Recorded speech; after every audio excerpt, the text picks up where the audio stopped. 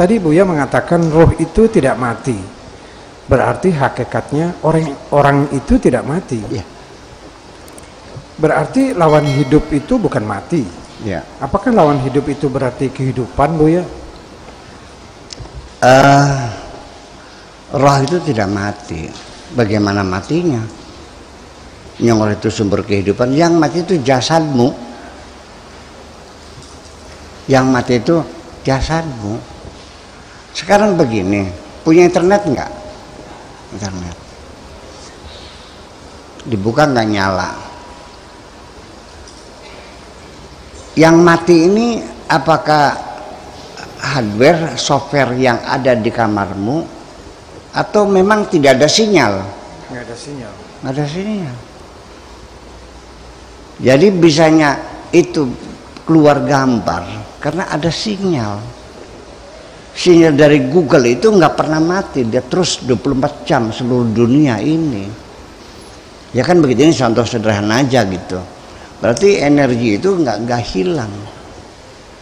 Dan sesungguhnya nanti kita akan katakan lagi begini, ini persoalan tentang keabadian.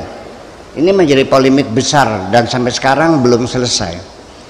Yang terjebak di situ adalah Imam Al-Ghazali dengan Ibnu Rusdi. Termasuk Ibnu Rusdi, Ibnu Sina, itu mereka para filosof, ahli fisika, ahli kedokteran dan sebagainya. Itu selalu mereka matinya mengenaskan semua kau terusir, kau tertindas, karena masyarakatnya nggak paham. Iya, jadi ini saya sekali mumpung ingat, yang kau bangga-banggakan Imam Syafi'i itu matinya dikeroyok orang kok. Abu Hanifah matinya digebukin di penjara, nggak mati-mati, akhirnya diracun oleh raja tuh. Ahmad bin Hanbal sampai pingsan, sampai tua di penjara. Jadi ternyata orang-orang pintar dalam sejarah dunia selalu menjadi korban dari masyarakat yang goblok gitu. Nah, Imam Ghazali terjebak, mungkin kesalahpahamannya kepada Ibnu Rusdi. Karena Rusdi Ibnu Rusdi berhipotesa bahwa keabadian alam itu abadi. Sedangkan akidah Ahlussunnah Jamaah tidak demikian. Wa kullu man kullu man yabqa fanin wa huwa apa sih? Kullu man 'alaiha fanin wa yabqa wajhu rabbika dzul jalali wal ikram. Semua apa yang ada di bumi ini semuanya akan binasa, yang abadi hanya wajhu rabbika saja. Ini Imam Ghazali salah paham sebetulnya.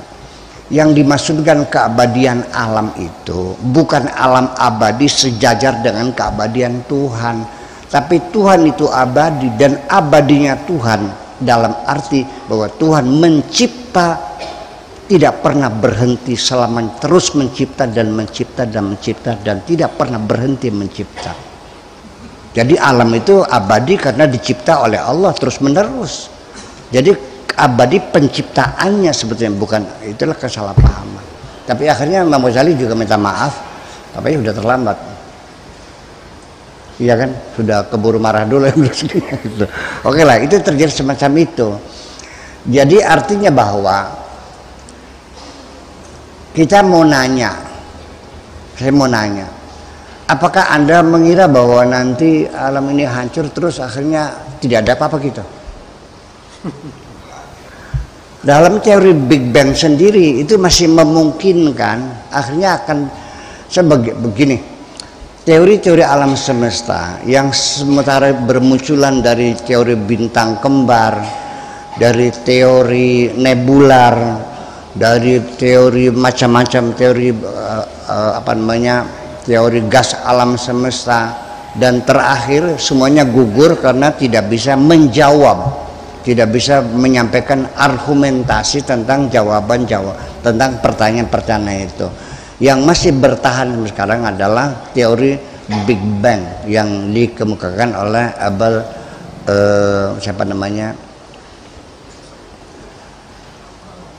dari Belgia itu. Ya, itu. Nah, ini George Lemaitre ya, Lemaitre dia orang gereja itu. Pada akhirnya nanti ketika bintang-bintang itu tutup usia, artinya semua bintang akan ada masa hidupnya, ada mati. Nah, ketika bintang itu mati adalah ketika mendingin permukaannya, di dalamnya masih memanas, dan itulah namanya akan kematian bintang ditandai dengan meledak. Meledaknya bintang itulah yang disebut dengan supernova. Ledakan bintangnya akan menimbulkan tata surya baru. Dan bumi yang kita duduki ini adalah baru layak dihuni makhluk hidup itu setelah 4 miliar tahun lamanya.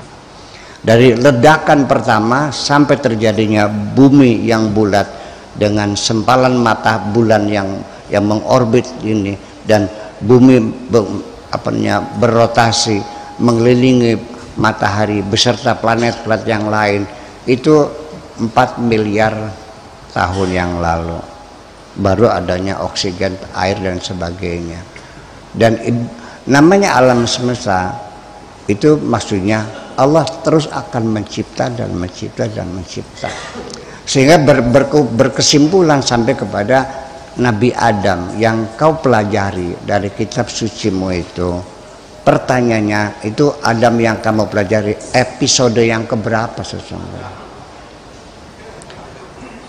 Dari isyarat Al-Quran sendiri mengatakan ataj'alu fiha may yufsidu fiha wa yasfiku dima. Untuk apa engkau ciptakan manusia yang nantinya akan perang saudara, banjir darah dan merusak? Tidakkah cukup kami saja bertasbih? Kalau begitu berarti malaikat pernah menyaksikan adanya pertempuran antara umat manusia dan banjir darah sebelum Adam. Jadi kita bertanya, Adam sekarang itu episode yang keberapa? Pertanyaan saya berikutnya, ketika dunia sudah digulung, langit digulung, setelah itu apakah Tuhan pensiun? Tidak. Nanti untuk selamanya abadal abidin, selama-lamanya dan tidak berakhiran, Tuhanmu manyun, lihat orang di sorga tertawa terbahak-bahak terus menerus dengan keakhiran, dan melihat orang menjerit-jerit kesakitan di neraka. Ataukah setelah itu Tuhan mencipta alam lagi yang baru? Allah punya sifat bukan khalik tapi al-khallaq, yaitu yang senantiasa selalu mencipta. Saya kira begitu.